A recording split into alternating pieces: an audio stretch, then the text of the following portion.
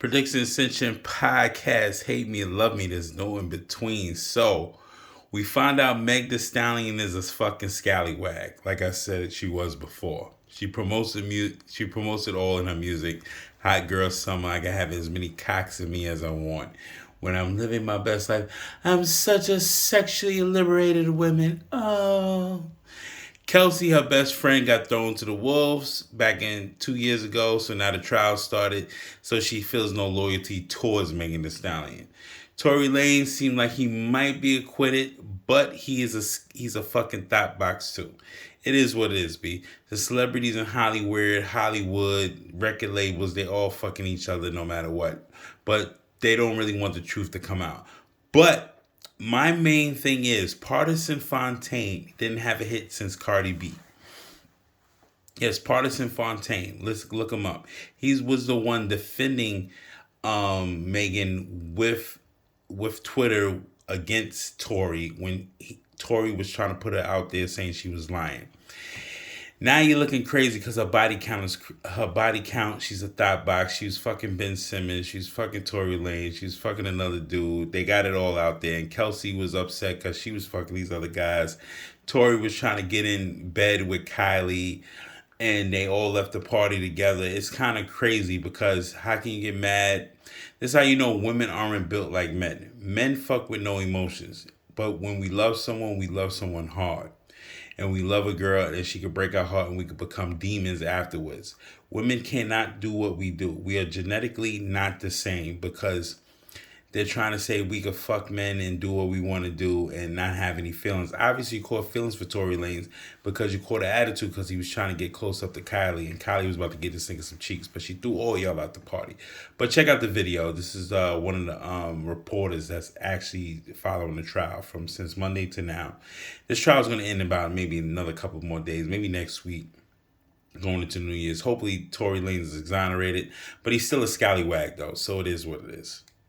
Because she's guilty of crimes and doesn't want to tell the truth, and she's got her lawyers on the line in 2.5 years to prepare, so she spins a nice little story that makes her and Meg look good. I don't know, you be the judge. In her recorded testimony, she tells the whole story of what happened. We go to this gathering at Kylie Jenner's house. Apparently, when you go to a gathering at Kylie Jenner's house, it can be pretty cool. There's lots of security, as many as 6 when you pull up. OBJ is there. It's like a hotel. You get your own room to check into. Quite famous whole issue of Kylie and Tory and Meg getting jealous and then trying to pull Meg out, and then they leave, and then they come back because Meg says she forgot a slipper, and then Kylie kicks them out. And now we're in the car. Tory's saying stuff like, hey, Meg, why don't you tell your friend what's so funny, referring to the fact that Meg backdoored Kelsey by hooking up with Tory. And then they're like getting back at him like, yo, whatever, you this, you're that. She's making fun of his career. You're only relevant because you were on a Jack Harlow feature. He's popping shit like, yo, I'm from Canada. Car. They both get out of the car. She sees Tory hop from the back to the front. He's got a gun, and he points it, and he shoots at Megan.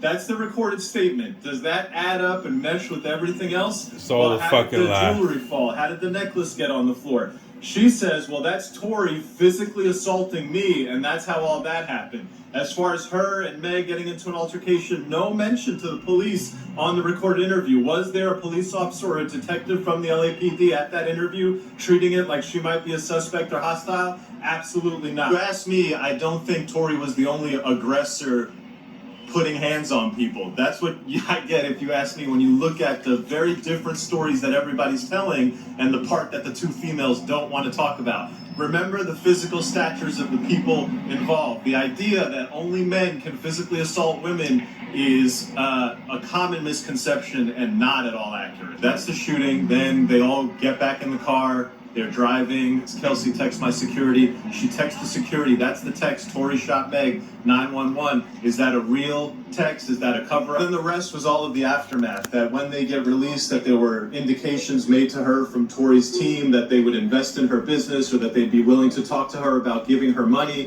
Whether any of that was a bribe or was taken, Kelsey denied. And then what happened afterwards in terms of her communications with other people post the incident? She said that she basically never has talked to Meg. They had one conversation. Meg and her team were lying to her and saying that, hey, I'm really badly injured. I'm going to be out of commission for probably at least a year. There's nothing for you to do here.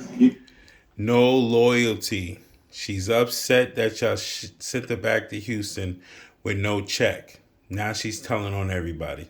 Need to get out of LA, and they basically shoot her away and sent her on to Houston, and she hasn't heard from her since. The recording ends with the prosecutors asking that, hey, are you just saying all this to get back into Meg's good graces? And she says, no, I'm saying all this to relieve myself of the burden of this. I just want to move on from it. On cross-examination, the defense highlighted a couple key facts about this interview. One, there was no police presence, nobody investigating or asking Kelsey hard questions. Two, there was no grant of immunity to Kelsey at that time. So if she did have stuff to hide her own criminality, she would not have been immune from making statements, and so she had an incentive to lie. Three, they had asked her during the interview about certain text messages that might be relevant to the investigation, but there was no follow-up. They never went back and said, hey, can we get those text messages? And four, the idea that her lawyers were on the line and that this is rehearsed, prepared testimony that she had a lot of time to get ready for and give.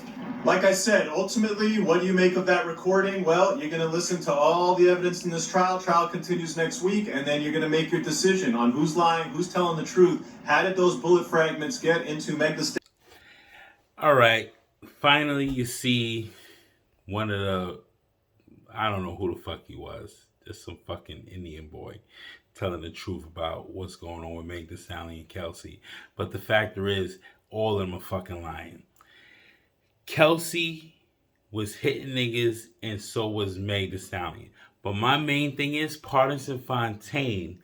He's the one looking crazy right now. You know why Partisan Fontaine looking crazy right now? Because he claimed her. He went after Tory on Twitter when that whole shit happened 2 years ago.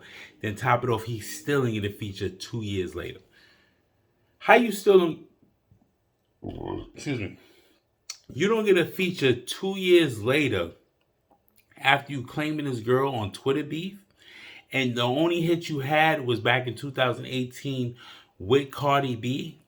See, it's a narrative that they're playing. They're not putting no men on these feature songs with these women no more. They just want the women to push through and all that other shit. But the factor is, you telling me that he couldn't get a feature? He was only sticking around for that feature. Because remember, previously, about several months ago, he said he's not dealing with Meg no more because she gets drunk and she's violent and she becomes very physical. And she puts hands on people. So I can understand why Kelsey was feeling some kind of way. She wanted to protect Megan, but thought Megan was going to give her a check. But then turn around, Megan didn't give her a check to go back to Houston. Now she feels like spilling the beans all together because they was hanging out in L.A. and allegedly Tory shot at her feet and all that shit. It wasn't true, B. Tory's that nigga. He was getting a bunch of pussy.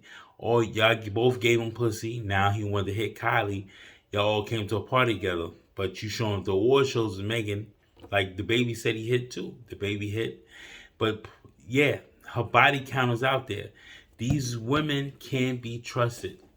And don't fall in love. But you waiting for a feature, Partisan. That's your problem.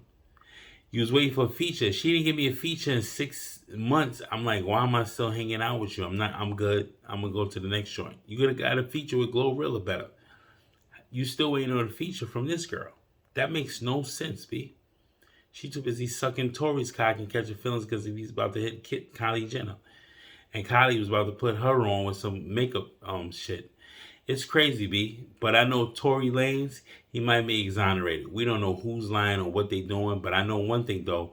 Them girls, they ain't never loyal to each other, so don't expect them to be loyal to you, man. Predict Ascension Podcast. Hate me, love me, there's no between. Free Tory Lanez, B. Hashtag it. You already know.